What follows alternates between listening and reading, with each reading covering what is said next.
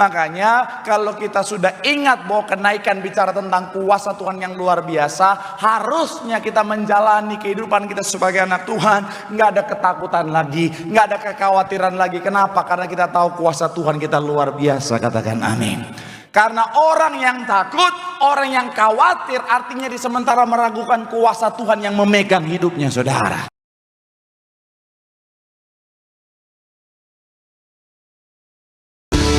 Benar Tuhan, kami naikkan syukur kami kepadamu, karena sungguh kasih kebaikan Tuhan luar biasa dalam kehidupan setiap kami. Dan kami percaya kalau kasih Tuhan ada sampai hari ini, maka sampai masa tua kami, sampai akhir kehidupan setiap kami, kasih Tuhan akan menjadi bagian terus dalam kehidupan setiap kami. Artinya kami akan melihat hidup kami pasti diberkati Tuhan, pekerjaan bisnis kami pasti diberkati, bahkan sampai anak cucu kami, keturunan kami, generasi kami, semuanya juga pasti diberkati Tuhan. Terima kasih Tuhan, terima kasih. Sungguh Kau Allah yang luar biasa. Dan dengan ucapan syukur saatnya kami mau terima isi hatimu, kebenaran firman-Mu Bapa. Kami doa apapun yang disampaikanlah isi hati Tuhan, karena kami percaya ketika yang disampaikanlah isi hati Tuhan, pasti ada kuasa, pasti akan memberkati dengan sempurna. Dan kami doa, kami menyerahkan hamba-Mu, urapi Tuhan, sucikan layak untuk mengusir balik kaki salah, menjadikan dosa Tuhan, mohon ampun kelemahan Tuhan, yang berikan kekuatan. Hamba mohon ampun Tuhan atas segala dosa hamba-Mu. Kami berdoa biar kiranya Tuhan yang biasa Tuhan lupakan jadi luar biasa untuk jadi berkat. Semua yang hadir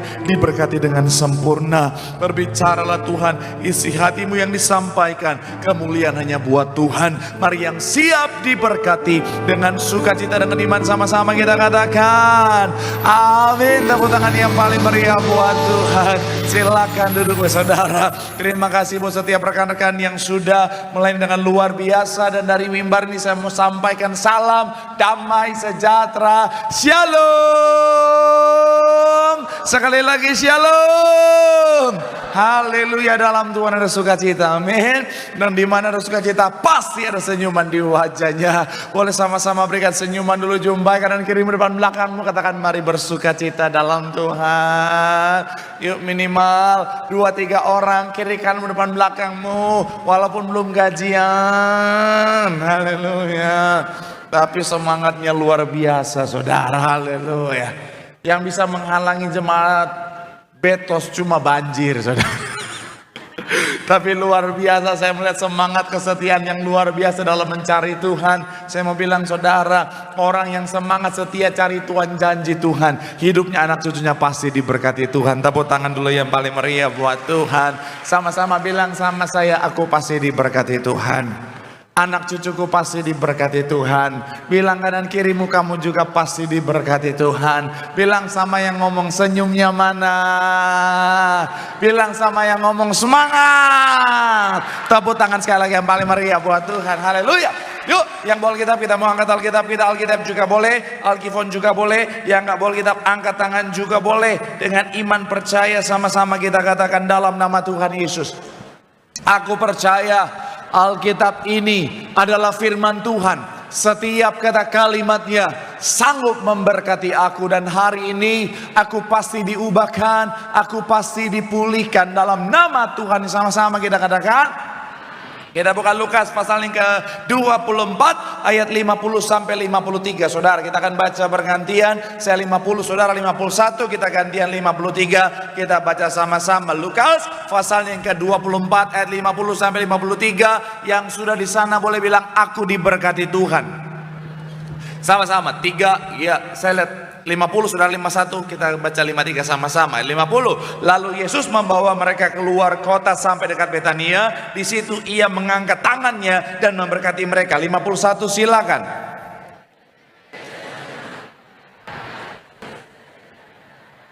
52 dikatakan apa? Mereka sujud menyembah kepadanya, lalu mereka pulang ke Yerusalem dengan sangat bersukacita. 53 sama-sama 3. Iya, mereka senantiasa berada dalam bait Allah dan memuliakan Allah. Saya mau ajak saudara sekali lagi sama-sama kita baca ayatnya yang ke-51. 51 sama-sama kita baca. 3. Iya.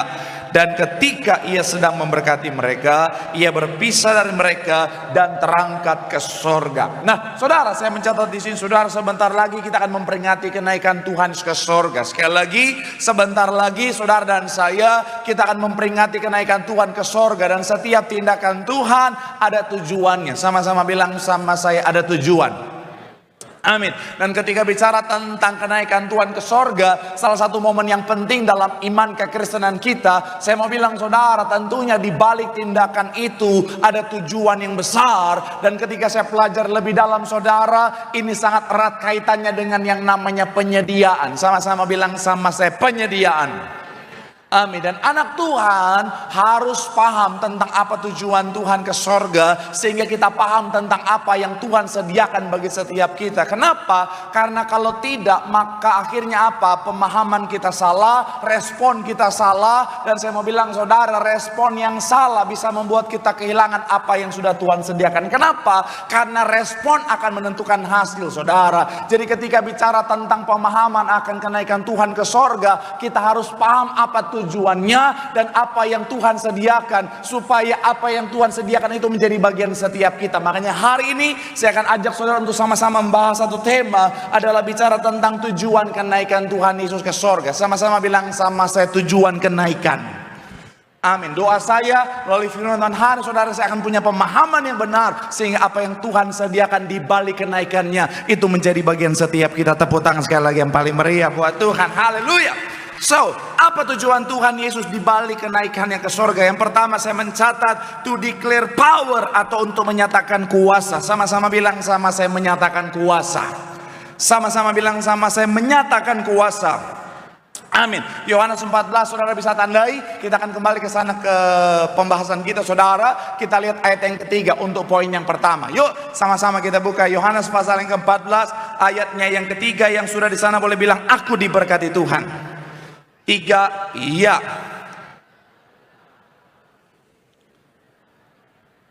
Aku akan apa? Supaya kamu pun. Bagian awal dikatakan apa saudara? Dan apabila aku telah pergi ke situ, sama-sama bilang sama saya, pergi ke sorga.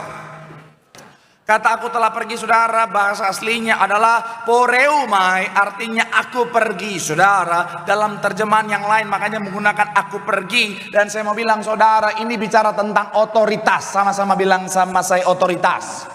Amin. Kenapa saya bilang bicara tentang kata aku pergi menyatakan otoritas? Karena kalau saudara perhatikan dalam Alkitab, ada tokoh-tokoh Alkitab yang terangkat ke sorga. Ada Henok, ada Elia. Tapi saya mau bilang saudara, mereka diangkat ke sorga, mereka terangkat ke sorga. Dan berbeda dengan Tuhan Yesus. Tuhan Yesus bilang aku pergi ke sorga. Jadi Tuhan Yesus bukan diangkat, Tuhan Yesus bukan dibawa ke sorga, tetapi dia pergi. Yang membedakan adalah apa? Kalau terangkat artinya apa? Di luar otoritas yang terangkat. Tapi kata aku pergi ini punya makna adalah apa saudara? Dalam otoritas yang pergi. Artinya apa? Tuhan Yesus ke sorga dengan otoritasnya, karena dia adalah Tuhan Allah itu sendiri. Tepuk tangan dulu yang paling meriah buat Tuhan. Kenapa? Karena dia adalah firman Allah yang jadi manusia. Pada mulanya adalah firman, firman itu bersama-sama dengan Allah, dan firman itu adalah Allah. Dan saya mau bilang saudara, bicara tentang yang namanya aku pergi, bahasa aslinya saudara punya juga makna to lead over, atau untuk memimpin, atau bicara tentang untuk melanjutkan. Kenapa? Karena Tuhan sudah ada sejak awal mula saudara penciptaan. Dia adalah Allah itu sendiri saudara. Makanya sekali lagi saya mau bilang saudara, dia ke sorga. Dan saya mau bilang saudara dengan otoritasnya. Karena saya mau bilang sekali lagi saudara, dia adalah Tuhan yang berkuasa. Katakan amin. Kalau mau belajar teologi berat-berat, memang jangan di akhir bulan sebenarnya.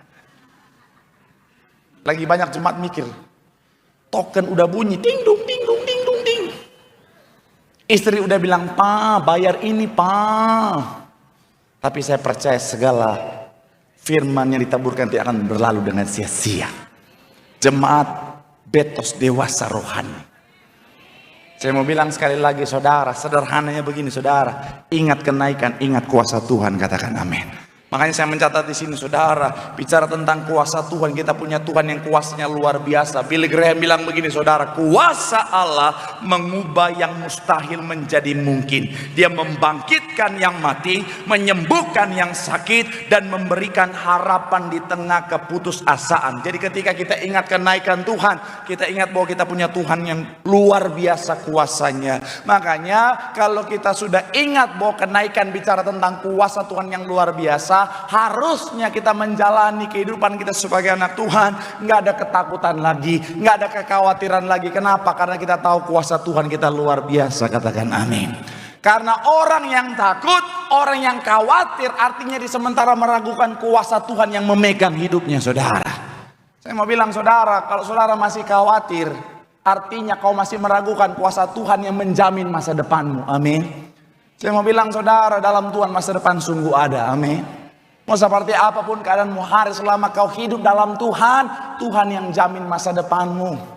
Ya mungkin ada masalah, ya mungkin ada tantangan, ya mungkin ada masa-masa sukar. Tapi saya mau bilang saudara, pemeliharaan Tuhan tetap sempurna. Amin. Saya pernah cerita, saya pernah kelaparan di pinggir jalan, tapi saya masih ada sampai hari ini saudara. Karena ada pemeliharaan Tuhan yang sempurna. Kalau saudara ingat kuasa Tuhan, nggak ada ketakutan. Karena apapun masalah, tantangan, persoalan kehidupanmu, apapun sakit penyakitmu, saya mau bilang saudara, Tuhan kita jauh lebih besar. Artinya kita tahu kemenangan, pemulihan yang jadi bagian setiap kita. Tepuk tangan yang paling meriah buat Tuhan. Apalagi saya berkali-kali bilang, gereja ini Tuhan anugerahkan kuasanya yang luar biasa. Amin. Bicara tentang mujizat, bicara tentang kuasa, setiap hari kita bisa lihat ada kuasa Tuhan yang dinyatakan.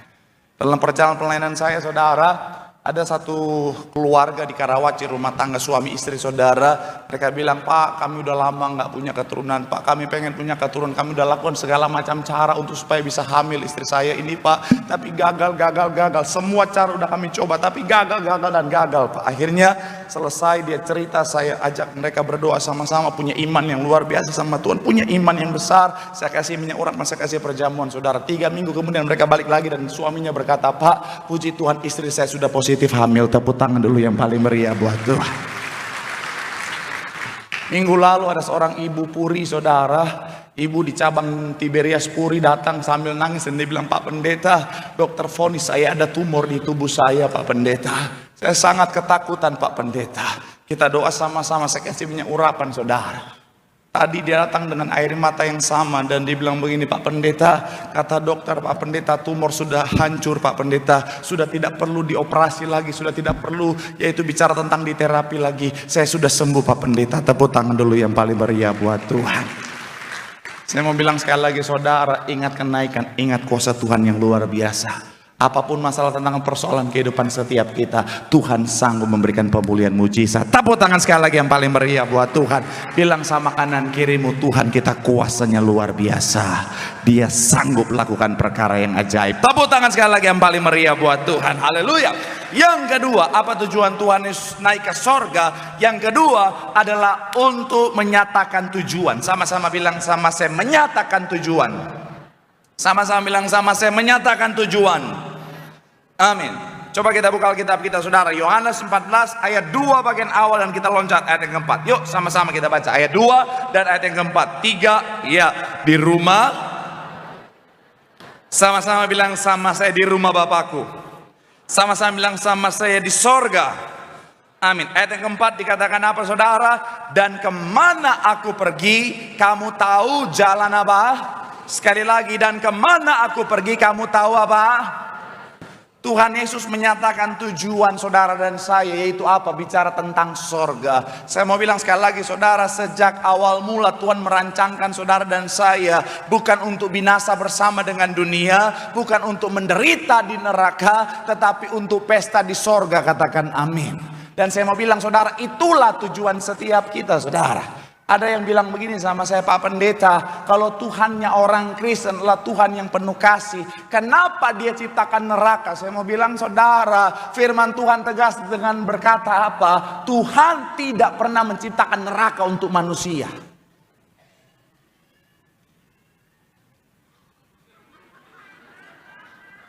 Saudara meragukan saya. Firman Tuhan yang ngomong, bukan saya. Kok bisa Pak? Karena firman Tuhan jelas bilang neraka untuk iblis dan para malaikatnya, para pengikutnya. Jadi kalau ada orang Kristen di neraka karena dia ikut iblis. Tuhan gak pernah ciptakan neraka buat manusia. Yang Tuhan ciptakan sorga. Neraka untuk iblis dan para malaikatnya. Yang jatuh, yang dibuang itu untuk iblis. Tetapi karena iblis nggak mau sendirian, makanya dia bikin neraka versi promosi. Iblis bilang, ayo kita ke neraka. Di neraka enak, lu mau ngapain aja bisa. Di neraka kita bisa. Ayo kita ke neraka. Di neraka banyak artis. Bukan saya ngomong, si iblis yang ngomong. Kita bisa nyanyi bareng, sing along. Oh, darah Yesus. Saya mau bilang saudara, Tuhan rancangkan tujuan kita adalah surga. Makanya tadi saya kaget dengerin khotbah Ibu Gembala Sidang. Ibu Gembala Sidang bilang apa saudara? Fokus pada tujuan kita yaitu surga saudara. Karena memang tujuan kita surga. Makanya visi misi gereja ini saudara, visinya adalah apa? Mempersiapkan jemaat yang kudus, misionaris dan siap kemana? Surga. Karena tujuan kita adalah surga. Dan saya percaya tujuan akan menentukan langkah. Amin. Saya dari Kelapa Gading, kalau mau ke sini, karena tujuan saya adalah Betos, tentu caranya, langkahnya pasti harusnya yang benar membawa saya ke sini. Saya masuk tol arah ke Cikampek ya, Cikampek, keluar Bekasi Timur, nyampe ke sini, betul ya? Saudara bisa bayangkan saya dari Kelapa Gading, tujuan mau ke sini, tapi saya masuk ke tol arah Ancol, terus ke arah Tangerang, sampai ke Pelabuhan Merak, nyebrang ke Lampung, lanjut ke Siantar Top. Pertanyaan saya, nyampe nggak saya ke sini? Nenek-nenek Sasakan depan Betos juga tahu, nggak mungkin saya nyampe sini, saudara. Betul kan? Kenapa? Karena tujuan nggak sesuai dengan cara. Nah, ada banyak orang maunya sorga, tapi cara hidupnya nggak sesuai, saudara. Saya mau bilang kalau tujuan kita sorga, harusnya cara hidup kita sesuai dengan firman. Katakan amin. Dan saya mau bilang, makanya Gembala Sidang selalu bilang apa, saudara? Jaga hidupmu, jaga perbuatanmu, jangan duniawi. Kenapa? Karena salah satu cara yang membuktikan kita tujuannya ke sorga adalah tidak duniawi. Karena duniawi itu mengikat setiap kita, saudara. Sama seperti kalau saudara mau ke Amerika. Saudara kalau mau ke Amerika, saudara harus isi semua yang dibutuhkan. Dan ada hal-hal yang saudara nggak boleh lakukan sebelum saudara berangkat ke sana. Karena kalau saudara lakukan, saudara nggak bisa berangkat ke Amerika. Kemarin saya ada KKR di Batam, saudara. KKR pemerintah kota Batam. Dan karena saya ingin memberkati tim saya, saudara. Jadi sebelum ke Batam, saya ajak dia ke Singapura, saudara. Karena memang jalurnya dia selama ini cuma Karawaci, Ancol, Tambun. Karawaci, Ancol, Tambun, saudara. Variasi sedikit ke Cikarang sana, saudara. Ya, saya bilang, ayo kita ke Singapura. Mau ke Singapura, saudara, kita harus isi sebelum tiba di sana, isi bicara tentang untuk data kedatangan. Dan saya mau bilang ada hal-hal yang nggak boleh kita lakukan.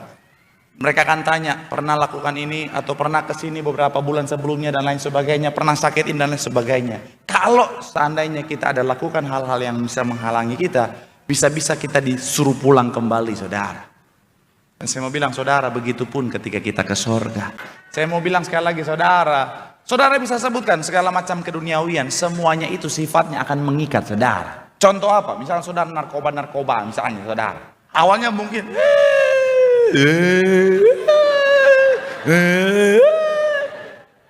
habis itu kan mengikat, betul kan? Iya kan? Apalagi saudara, segala macam, semuanya akan mengikat. Dan saya mau bilang sama seperti keduniawian ini, saudara. Dan ketika dia udah mengikat, sekalipun tujuan kita sorga, akhirnya ketika kita mau menuju sorga, akan menghalangi kita. Yang kuat tuh.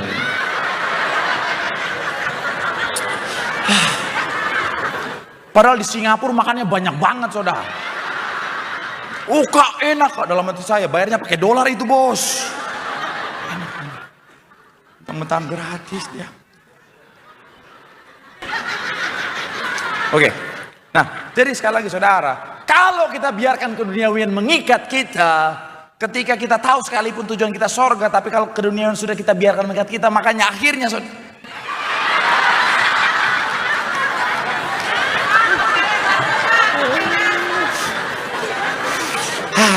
makanya fitness cuma sampai daftar ya begini, nggak ada hasilnya. Namanya saya pura-pura nggak kuat aja. Oke. Jadi bicara tentang sorga tujuan kita, tapi kalau kita biarkan keduniaan mengikat kita, maka akhirnya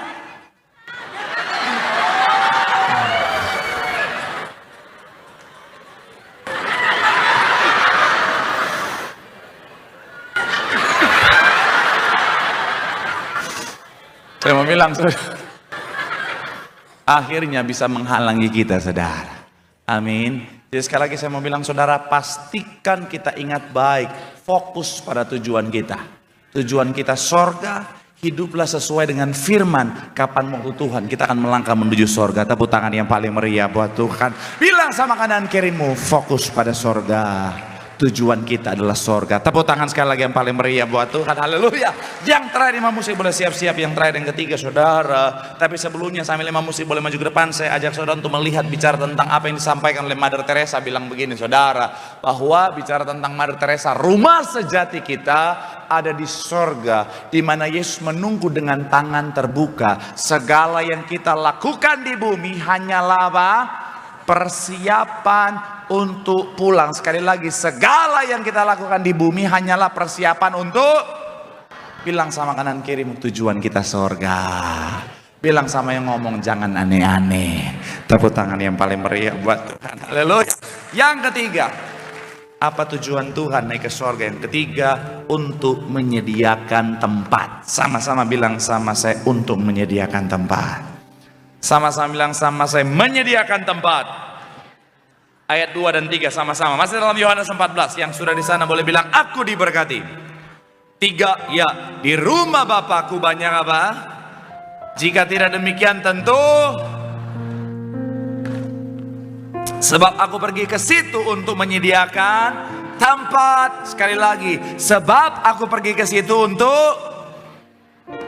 Ayat yang ketiga, dan apabila aku telah pergi ke situ dan telah menyediakan tempat bagimu, aku akan datang kembali dan membawa kamu ke tempatku, supaya, sekali lagi, aku akan datang kembali dan membawa kamu ke tempatku, supaya di tempat di mana aku berada, kamu pun berada. Tujuan yang ketiga Tuhan naik ke sorga, menyediakan tempat. Jadi bicara tentang sorga, bagi setiap kita, sorga adalah kepastian. Sama-sama bilang sama saya, sorga adalah kepastian. Karena yang menyediakan tempat di sorga adalah yang punya sorga. Raja di atas segala raja. Jadi karena yang menyiapkan tempat adalah yang punya sorga. Jadi sekali lagi, sorga bagi setiap kita bukan lagi satu hal yang mustahil ataupun mudah-mudahan, tetapi kepastian. Dan dalam hal ini, saudara, Corrie ten Boom juga berkata, Yesus tidak hanya membuka pintu sorga untuk kita, Dia sendiri adalah jalan itu. Tempat yang disediakannya adalah kepastian, bukan harapan kosong. Karena sorga adalah kepastian, ada hal-hal yang harus kita ingat dengan baik. Yang pertama, jangan tukar yang pasti dengan yang tidak. Apapun alasannya, please, jangan tukar yang pasti dengan yang tidak pasti.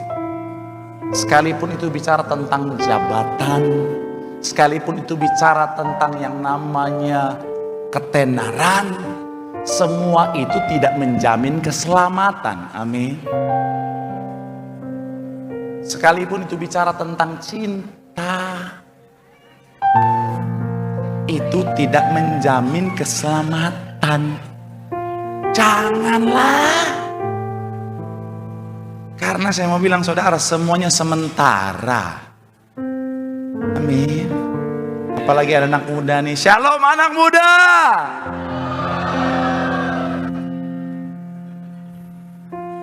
Jangan tukar yang pasti dengan yang lain. Amin. Sekalipun kau bilang, Pak, tapi dia ganteng banget, Pak. Mukanya tuh kayak Hyun Bin, Pak. Kayak Lee Min Ho, Pak. Oh my God. Mancung, Pak, mancung. Saya mau bilang, saudara, lebih baik pesek, yang penting selamat.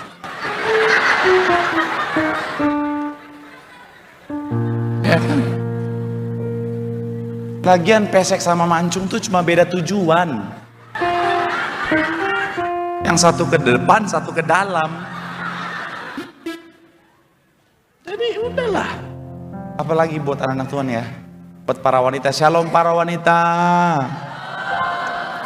Jangan fokus sama yang mancung-mancung lah. Ini pesan saya ya. Ini nggak ada yang ngajar saya doang, nggak ada kerjaan ya. Kalau menikah dengan yang mancung tuh ada ruginya. Ketika kau tidur bersama, itu dia sedot oksigennya lebih banyak. Iya, orang mancung lubang hidung biasa lebih gede. Nanti kau di samping. Ya. Ini teori tidak berdasar, jadi nggak usah dipercaya. Tapi sekali lagi saudara, iya kan? Jangan tukarlah. Oh Pak, tapi dia cantik banget Pak. Mukanya tuh kayak Lisa Blackpink Pak. Sekalipun mukanya kayak Lisa Black Panther, nggak apa-apa. Yang penting kepastian keselamatan. Nih, karena hidup di dunia cuma sementara. Di sorga tuh selamanya. Jadi jangan tukar yang sudah pasti itu dengan apa yang tidak pasti. Kemudian selanjutnya responi dengan benar. Kepastian keselamatan sudah Tuhan sediakan, responi dengan benar. Ada satu hamba Tuhan, dia komentari statement saya menjelaskan tentang sorga di podcastnya Denny Sumargo, seakan-akan ketika saya menganalogikan dengan tiket dan juga bioskop, seakan-akan sorga bukanlah sebuah kepastian. No, sorga sebuah kepastian, tapi kepastian di sini harus dipahami dengan kedewasaan rohani. Jangan berpikir sekali selamat tetap selamat, terus mau ngapain aja tetap selamat. Keselamatan sudah Tuhan anugerahkan oleh karena kasih-Nya yang luar biasa. Tapi keselamatan bukan cuma kita terima begitu saja, tetapi harus kita jaga dengan baik. Makanya Bapak Ibu Gembala selalu bilang apa? Ayo berjuang, jaga hidupmu. Bukan untuk mendapatkan keselamatan, tetapi kita sudah mendapatkannya. Tapi kita harus ingat, karena kita dianugerahkan Tuhan free will, jangan seenaknya, jaga itu dengan baik. Jangan pikir, oh sekali selamat tetap selamat. Gue mau ngapain aja Pak Pendeta, selamat. Makanya karena saya menanamkan hati dan pikiran saya, sekali selamat tetap selamat. Sekalipun saya sudah punya istri, saya punya 3 kuntilanak Pak Pendeta. Tapi 3-tiganya saya bawa dalam Tuhan. Jadi kuntilanak yang pertama, minggu kedua, yang kedua, minggu ketiga, yang keempat baru istri saya. Kalau 1 minggu, 1 bulan ada 5 minggu, saya ajak minggu kelima rame-rame ke gereja. Darah Yesus. Dengarnya kayaknya mustahil ya, tapi ternyata ada. Saya juga kaget ketika maju. Saya pikir ini ayah yang luar biasa, karena dia membawa putrinya untuk semakin dekat dengan Tuhan. Ya saya doain dong diberkati, panjang umur, anak cucu menantu diberkati. Selesai saya doain, pengerja bilang, Pak, itu selingkuhan. Hah?